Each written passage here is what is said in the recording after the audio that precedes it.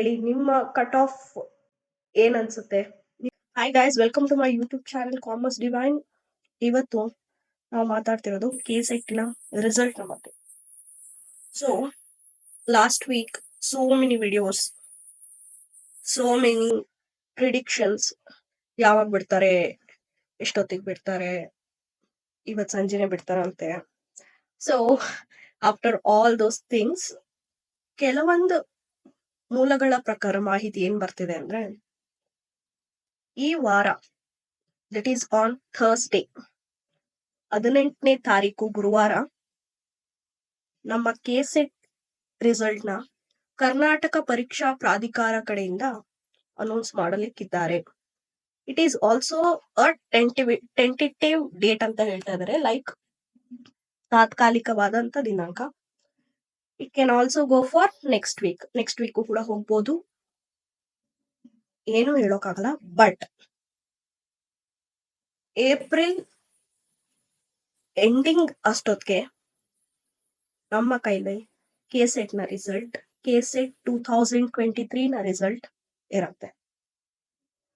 So the wait is, today is 15th, ಇವತ್ತು 15ನೇ ತಾರೀಕು ಮಕ್ಕಳ.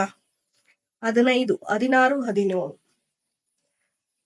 ಸೊ ಇನ್ನು 3 ದಿನಕ್ಕೆ ನಮ್ಮ ರಿಸಲ್ಟ್ ಕೂಡ ಬರಬಹುದು, ಆರ್ ನೆಕ್ಸ್ಟ್ ವೀಕ್ ಅಷ್ಟರೊಳಗೆ ಬರುತ್ತೆ. With in this April we are getting the result. ನಿಮ್ಮ ಯಾವುದೇ ಸಬ್ಜೆಕ್ಟ್ ಆಗ್ಲಿ, ನೀವು ನಿಮ್ ಸ್ಕೋರ್ನ ಮೆನ್ಷನ್ ಮಾಡಿ. ಕಟ್ ಆಫ್ ಬಗ್ಗೆ ನಾವೇನು ಹೇಳೋಕ್ ಆಗಲ್ಲ, ಆಸ್ ಐ ಟೋಲ್ಡ್. ಬಟ್ ಒಂದ್ ಹೋಪ್ಸ್ ಇರತ್ತೆ ಅಲ್ವಾ ಎಲ್ರಿಗೂ, ಈ ಸತಿ ನಂದು ಕ್ಲಿಯರ್ ಆಗ್ಬೇಕು ಅಂತ. So that's what. ಮತ್ತೆ ನಾನು ಇನ್ನೊಂದು ಏನ್ ಹೇಳ್ಬೇಕು ಅಂದ್ರೆ, ಮಕ್ಕಳ, ಯಾವುದೇ ಕಾರಣಕ್ಕೂ ನಿಮ್ಮ ಹೋಪ್ಸ್ ನ ಬಿಡ್ಬೇಡಿ. No matter what. ಈ ಸತಿ ಆಗ್ಲಿಲ್ವಾ, ಮುಂದಿನ ಸತಿ ಖಂಡಿತ ಆಗತ್ತೆ. ಸೊ ಈ ಸತಿ ನಿಮ್ಮ ತಯಾರಿಯಲ್ಲಿ ಏನು ಲೂಪ್ ಹೋಲ್ಸ್ ಆರ್ ಏನ್ ತಪ್ಪು ಮಾಡಿದೀರಾ ಅನ್ನೋದನ್ನ ಚೆನ್ನಾಗಿ ನೋಡ್ಕೊಳ್ಳಿ ಮಕ್ಕಳ. ಸೊ ಹೋಪ್ಸ್ ನ ಯಾವುದೇ ಕಾರಣಕ್ಕೂ ಬಿಡ್ಬೇಡಿ. ಸೊ ನಿಮ್ಮ ನಾಲೆಡ್ಜ್, ನಿಮ್ಮ ಸ್ಕಿಲ್ ಟಿಕ್ ಮಾರ್ಕ್ ಹಾಕುವಾಗ ನಿಮ್ಮ ಆಪ್ಷನ್ ಡಿಲೀಷನ್ ಸ್ಕಿಲ್ ಏನಿದೆ ಅದು ತುಂಬಾ ಇಂಪಾರ್ಟೆಂಟ್ ಆಗುತ್ತೆ ಯಾವುದೇ ಕಾಂಪಿಟೇಟಿವ್ ಎಕ್ಸಾಮ್ಸ್ ಇರಲಿ, but especially in KCET or UGC net. So option deletion technique ಇರ್ಬೋದು, ಅದನ್ನ ನಾನು ಫರ್ದರ್ ನಿಮ್ಗೆ ಹೇಳ್ಕೊಡ್ತೀನಿ. ಬಟ್ ಈ ರಿಸಲ್ಟ್ ಏನೇ ಆಗ್ಲಿ ತಲೆ ಕೆಡಿಸ್ಕೋಬೇಡಿ. ಫರ್ದರ್ ಇನ್ನೂ ಚೆನ್ನಾಗಿ ಮಾಡಿ, ನಿಮ್ಮ ಗೋಲ್ಸ್ ಕಡೆ ಫೋಕಸ್ಡ್ ಆಗಿರಿ, ಡೈವರ್ಟ್ ಆಗ್ಬೇಡಿ. ಸೊ ಏನಂದ್ರೆ, ಮೋಟಿವೇಶನ್ ಅಂತ ಅಲ್ಲ, ಮೋಟಿವೇಶನ್ ಯಾರ್ ಬೇಕಾದ್ರೂ ಮಾಡ್ಬೋದು. ಈ ವಿಡಿಯೋ ಮುಗಿಯೋ ಅಷ್ಟರಲ್ಲಿ ನೀವು ಮೋಟಿವೇಶನ್ ಕೇಳ್ತೀರಾ, ಆಮೇಲೆ you can go and sleep. ಅದ್ರ ಬಗ್ಗೆ ಏನು ಹೇಳೋಕ್ಕಾಗಲ್ಲ. ಸೊ ಮೋಟಿವೇಶನ್ ಯಾವಾಗ ಬರುತ್ತೆ ಅಂದ್ರೆ, when you start doing for yourself. ನಿಮ್ಗೋಸ್ಕರ ನೀವು ಯಾವಾಗ ಮಾಡ್ತಿರೋ ಅವಾಗ ಬರುತ್ತೆ ಮೋಟಿವೇಶನ್. ಸೊ ಹಾಗಾಗಿ ರಿಸಲ್ಟ್ ಏನೇ ಆಗ್ಬೋದು, ಈ ವಿಡಿಯೋನ ಯಾರ್ ಬೇಕಾದ್ರೂ ನೋಡ್ಬೋದು. ಅವ್ರಿಗೆ ಕಟ್ ಆಫ್ ನನ್ಗೆ ಆಗಲ್ಲ ಅಂತಾನು ಅವ್ರಿಗೆ ಅನ್ನಿಸ್ಬೋದು. So even though you pass the KCET ಅನ್ಕೊಳ್ಳೋಣ, ಆದ್ರೂ ನಿಮ್ಮ ಗೋಲ್ಸ್ ಟುವರ್ಡ್ಸ್ UGC ನೆಟ್ ಬಿಡ್ಬೇಡಿ. ಆರ್ ನೀವು UGC ನೆಟ್ ಕೂಡ ಪಾಸ್ ಆಗಿದ್ದೀರಾ, KCET ಕೂಡ ಪಾಸ್ ಆಗಿದ್ದೀರಾ ಅಂದ್ರೆ ಫರ್ದರ್ ನಿಮ್ಮ ಗೋಲ್ ಏನಿದೆಯೋ ಅದ್ರ ಕಡೆಗೆ ಕಂಪ್ಲೀಟ್ ಫೋಕಸ್ ಮಾಡಿ. ಸೊ ಇದೇ ಇವತ್ತಿನ ವಿಡಿಯೋ. ತುಂಬಾ ಖುಷಿ ಆಗತ್ತೆ. ತುಂಬಾ ಜನದ್ ನಾನು ಮಾರ್ಕ್ಸ್ ನೋಡ್ತಿದ್ದೆ ರಿಗಾರ್ಡಿಂಗ್ ಟು ಕಾಮರ್ಸ್. ಆಲ್ಮೋಸ್ಟ್ ಎಲ್ಲ 160 ಮೇಲಿದೆ ಸ್ಕೋರ್. ಸೊ ಆ ಸ್ಕೋರ್ ನೋಡಿದ್ರೆ ಖುಷಿ ಆಗತ್ತೆ ಮಕ್ಕಳ.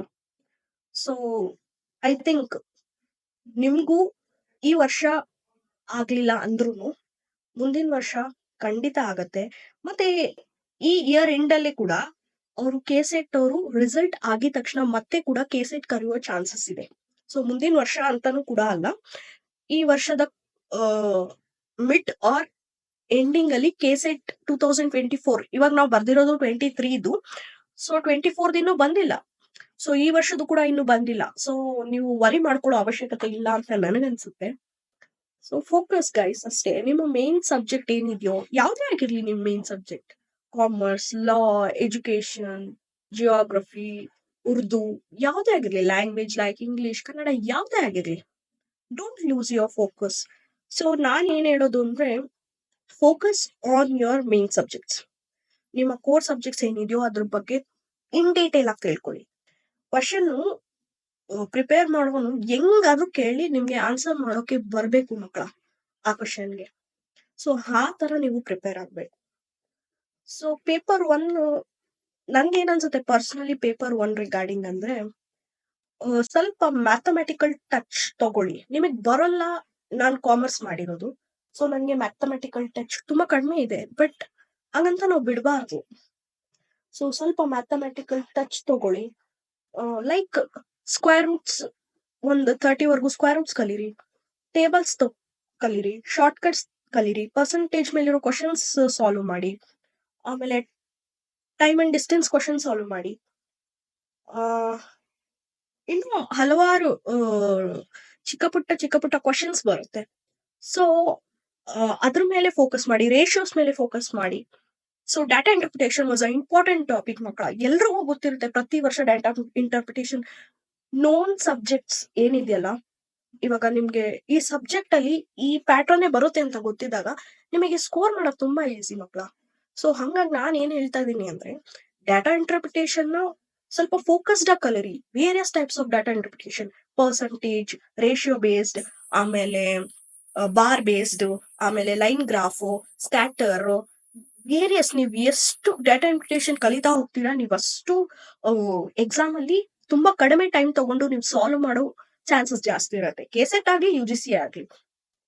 ಸೊ ಅದೊಂದು, ಇದೆಲ್ಲ ನಿಮ್ಗೆ ಗೊತ್ತಿರುತ್ತೆ, ಬಂದೇ ಬರುತ್ತೆ ಅನ್ನೋ ಒಂದು ಕಾನ್ಫಿಡೆನ್ಸ್ ಇರುತ್ತಲ್ಲ, ಹಂಗಾಗಿ ನೀವು ಅದ್ರ ಮೇಲೆ ಫೋಕಸ್ ಮಾಡಿ, ಅದ್ರ ಮೇಲೆ ಸ್ಕೋರ್ ಮಾಡುವಂತ ಮನಸ್ಥಿತಿಯನ್ನ ಹೊಂದಿರ್ಬೇಕು ಮಕ್ಕಳ. Second one, reading comprehension. ಏನಿದೆ ಮಕ್ಕಳ ರೀಡಿಂಗ್ ಕಾಂಪ್ರಹೆನ್ಷನ್ ಅಲ್ಲಿ? I think there is nothing ಅಂತ ನನ್ಗನ್ಸುತ್ತೆ. ಯಾಕೆ ಅಂದ್ರೆ, what I use to do,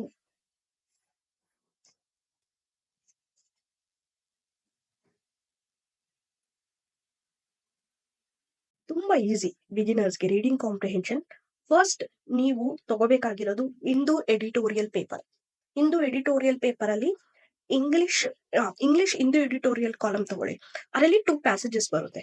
2 passages ಅಲ್ಲಿ ಫಸ್ಟ್ ಪ್ಯಾಸೇಜಸ್ ನಿಮ್ಗೆ ಏನ್ ಅನ್ಸುತ್ತೋ ಓದ್ಕೊಂಡು ಹೋಗಿ ಒಂದ್ಸತಿ ನಿಮ್ಮ ಕಣ್ಣು ಹಾಯಿಸಿ. ಸೊ ಇದ್ರಲ್ಲಿ 2 ಪಾರ್ಟ್ಸ್ ಇದೆ ಮಕ್ಕಳ. ರೀಡಿಂಗ್ ಕಾಂಪ್ರಿಹೆನ್ಷನ್ ಅಲ್ಲಿ 2 ಪಾರ್ಟ್ಸ್ ಬರುತ್ತೆ. ಒಂದು ಜಸ್ಟ್ ಹಂಗೆ ಗೋತ್ರು ಮಾಡೋದು, ದಟ್ ಈಸ್ ಕಾಲ್ಡ್ ಸ್ಕಿಮ್ಮಿಂಗ್, ಆಯ್ತಾ. ಇನ್ನೊಂದು ಇನ್ ಡೀಟೇಲ್ ಆಗಿ ಓದ್ಕೊಂಡು ಹೋಗೋದು, ಯಾವ್ದ್ರ ಮೇಲೆ ಪ್ಯಾಸೇಜ್ ನ ಕೊಟ್ಟಿದ್ದಾರೆ ಅಂತ, ಆರ್ಥರ್ ಏನ್ ಹೇಳ್ತಾ ಇದ್ದಾರೆ ಅಂತ, ಮತ್ತೆ what is the tone of the passage ಅಂತ. ಸೊ ಇಷ್ಟು ನಿಮ್ಗೆ ಗೊತ್ತಾದ್ರೆ ನಿಮ್ಗೆ ರೀಡಿಂಗ್ ಕಾಂಪ್ರಿಹೆನ್ಷನ್ ಇಸ್ ಲೈಕ್ ಅಲ್ವಾ.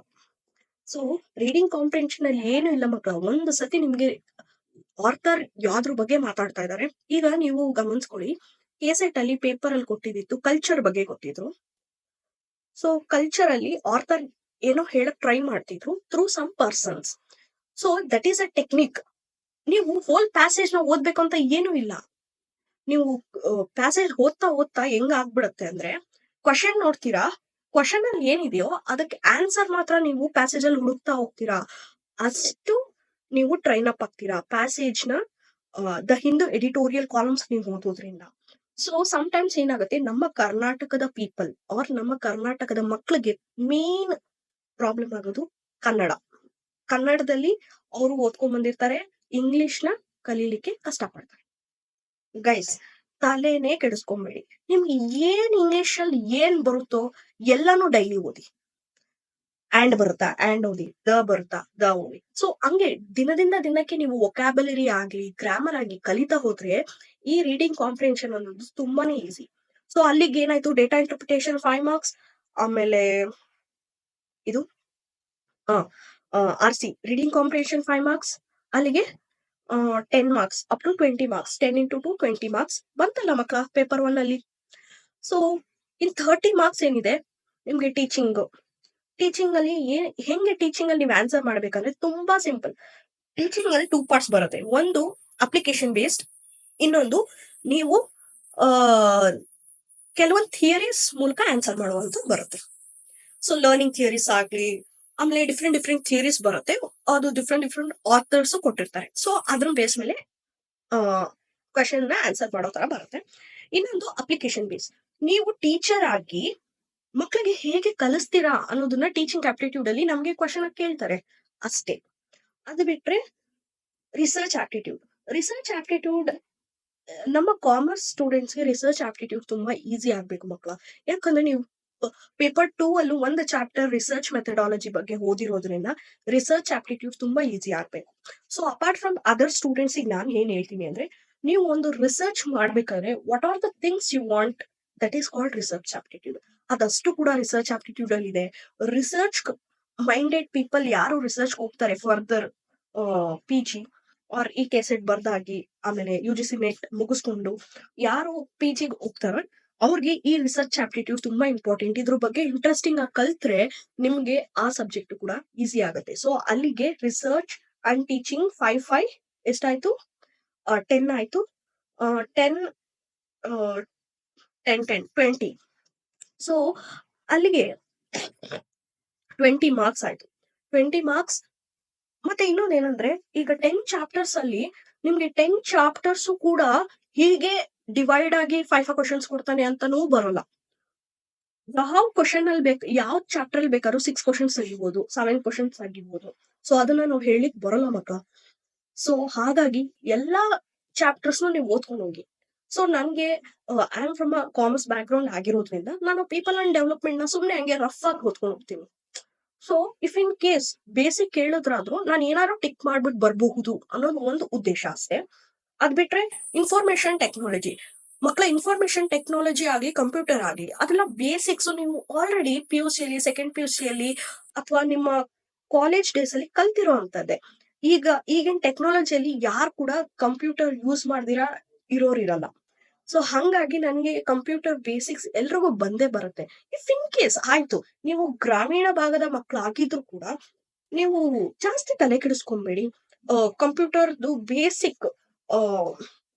ಬೇಸಿಕ್ ವಿಡಿಯೋಸ್ ಬರುತ್ತೆ ಯೂಟ್ಯೂಬ್ ಅಲ್ಲಿ, ಅದ್ರ ಬಗ್ಗೆ ತಿಳ್ಕೊಳ್ಳಿ.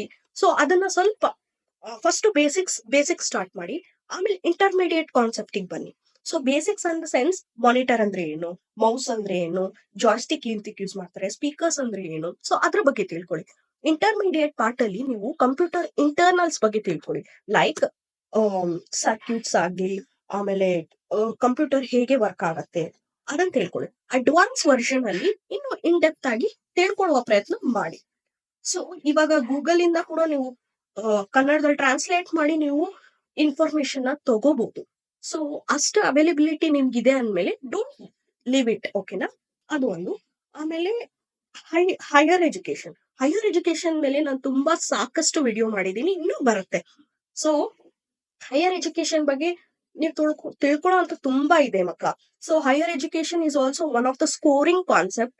ಅದರಲ್ಲಿ ಸ್ಕೀಮ್ಸ್ ಬರುತ್ತೆ, ಗವರ್ಮೆಂಟ್ ಎಜುಕೇಶನ್ಗೋಸ್ಕರ ಯಾವ ತರ ಸ್ಕೀಮ್ಸ್ ರಿಲೀಸ್ ಮಾಡಿದ್ದಾರೆ ಅಂತ ಬರುತ್ತೆ. So that is also good one.